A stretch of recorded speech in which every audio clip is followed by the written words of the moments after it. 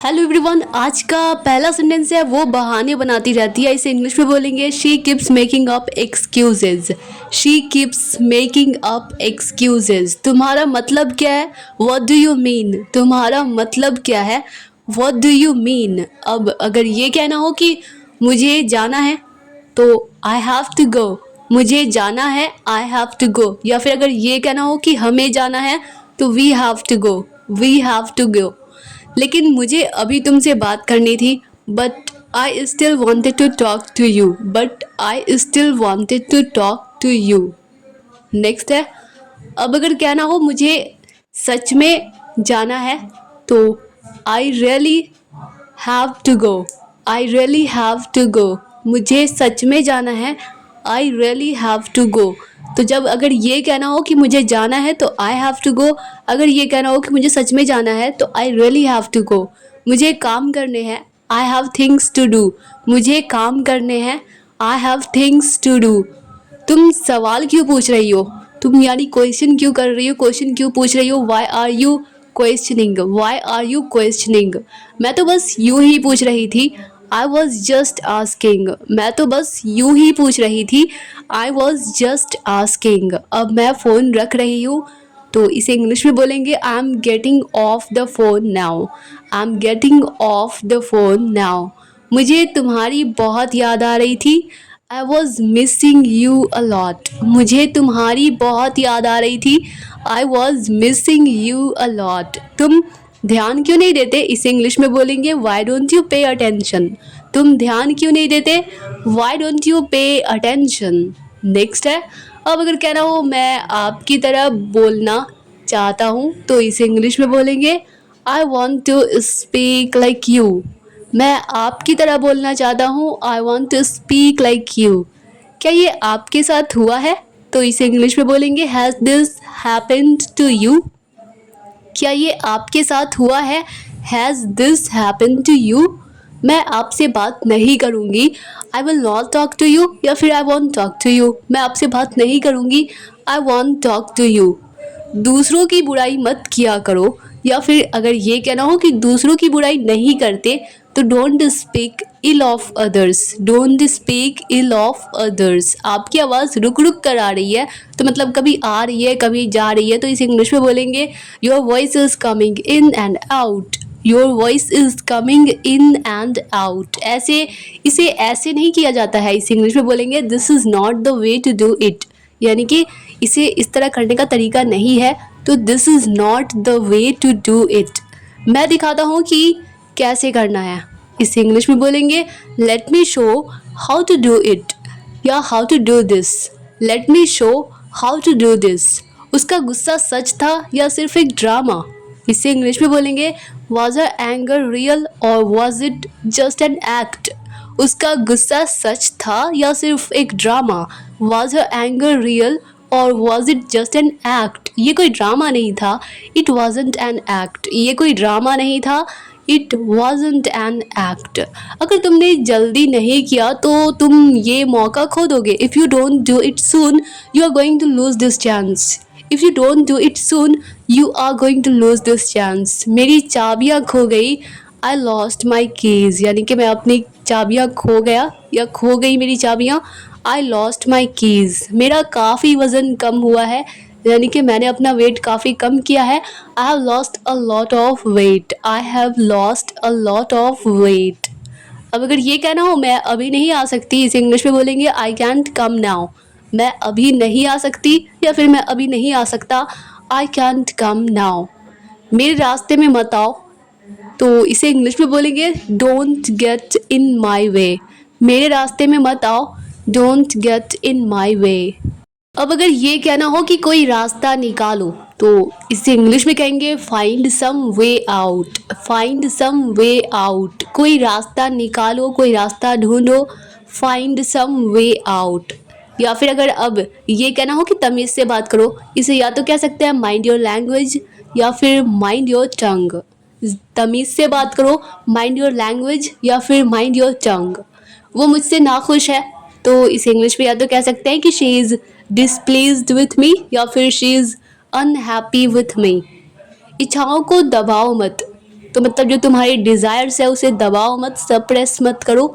तो don't suppress your desires. Press करना या सप्रेस करना मतलब दबाना। तो डोंट सप्रेस योर डिज़ायर्स। उसकी पोल खुल गई तो मतलब उसकी असलियत सामने आ गई, तो इसे इंग्लिश में बोलेंगे he is exposed. He is exposed. या फिर अगर ये कहना हो कि उसकी पोल खुलने वाली है या खुलने जा रही है, तो he is going to be exposed. He is going to be exposed. मैं उसकी पोल खोलूंगा, तो इसे इंग्लिश में बोलेंगे I'll expose him। I'll expose him। By mistake बोल दी थी एक्सपोज्ड, होगा बस I'll expose him। वर्ब का पहला फॉर्म होता है V1 होता है, तो I'll expose him होगा। और अगर किसी लड़की के बारे में तो I'll expose her। मेरा उससे कोई लेना देना नहीं है, तो I have nothing to do with him. I have nothing to do with him. मैं आपसे मिलने आई हूँ, I have come to see you, या फिर I have come to meet you. मैं आपसे मिलने आई हूँ, I have come to see you. वो छोटी सोच वाला है, तो छोटी सोच वाले को कहते हैं नैरो माइंडेड। तो ही इज़ नैरो माइंडेड। वो छोटी सोच वाला है, ही इज़ नैरो माइंडेड। उसकी सोच छोटी है, उसकी सोच छोटी है, he has a narrow mind. He has a narrow mind. उसकी सोच छोटी है, he has a narrow mind. उसे तंग मत करो या फिर उसे छेड़ो मत, डोंट टीज हर। उसे छेड़ो मत या फिर उसे तंग मत करो, डोंट टीज हर। मैं खाली बैठे बैठे तंग आ चुका हूँ या फिर पक गया हूँ, तो I am tired of sitting idle. I am tired of sitting idle. हम पास पास बैठे थे, मतलब करीब करीब, मतलब नज़दीक बैठे थे, तो वी वर सिटिंग क्लोज। हम पास पास बैठे थे, वी वर सिटिंग क्लोज। मुझे कोई पछतावा नहीं है, I have no regrets. I have no regrets. तुम अपनी गलतियों पर पछताओगे, तो इससे इंग्लिश में बोलेंगे यू विल रिग्रेट या फिर you will repent for your mistakes. You will regret या फिर you will repent for your mistakes. मैं खाली नहीं बैठ सकती, इसे इंग्लिश में बोलेंगे I can't sit idle. I can't sit idle. मैं खाली नहीं बैठ सकती, आई कैंट सिट आइडल। मुझे प्यास लगी है, इसे या तो कह सकते हैं कि आई एम थर्स्टी या फिर आई एम फीलिंग थर्स्टी, मतलब कि मुझे प्यास महसूस हो रही है, तो आई एम फीलिंग थर्स्टी। मैं तुम्हारी पिटाई करूँगा, I will beat you up. I will beat you up. मैं तुम्हारी पिटाई करूँगा, I will beat you up. मुझे उनका घर मालूम है, इसे कहेंगे इंग्लिश में I know where his house is. I know where his house is. मुझे उनका घर मालूम है, यानी कि मैं उनका घर जानता हूँ कहाँ है, तो इस इंग्लिश में बोलेंगे I know where his house is. जहाँ तक मुझे पता है वो यहाँ रोज़ आते हैं। As far as I know, यानी कि जहाँ तक मैं जानता हूँ, he comes here every day. He comes here every day. ये महंगाई जान ले रही है, तो डियर का मतलब महंगा भी होता है और प्यारा भी होता है।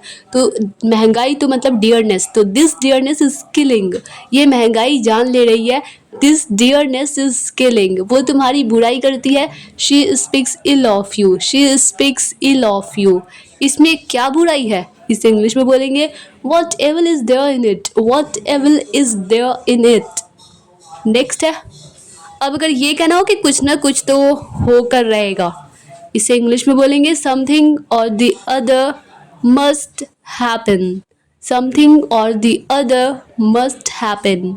उसने हमारे बेटे को कुछ टोना टोटका कर दिया है, मैं कह रही हूँ। She has affected our son with charm, I am telling you.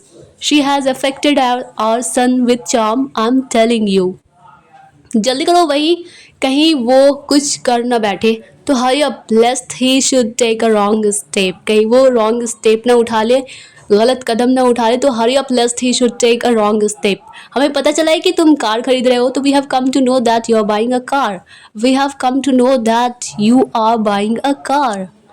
मैं उससे शक्ल से पहचानती हूँ, तो मतलब मैं उससे ऐसे तो नहीं पहचान सकती, मतलब कि बहुत दिन हो गए देखे हुए, तो मतलब वो उसकी हाजिरी में या फिर मैं उसकी शक्ल से उसे पहचानती हूँ। इस इंग्लिश में बोलेंगे I know him by appearance. I know him by appearance. उसका चेहरा चमक उठा, तो मतलब लिट अप का मतलब होता है चमक उठना, चमकना। तो her face lit up. Her face lit up.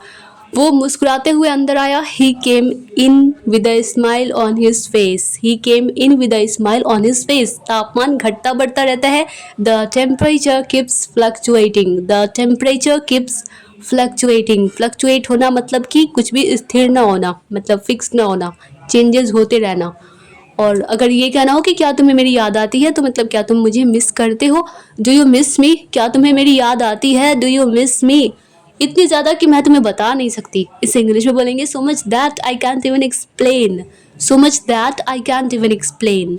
Dear all students, I hope कि यह वीडियो आप लोगों के लिए हेल्पफुल रही होगी, आप लोगों को पसंद आई होगी। अगर यह वीडियो सचमुच आप लोगों के लिए हेल्पफुल रही, आप लोगों को पसंद आई है, तो वीडियो को लाइक कर दीजिए। मिलते हैं नेक्स्ट वीडियो में, तब तक के लिए bye bye and take care.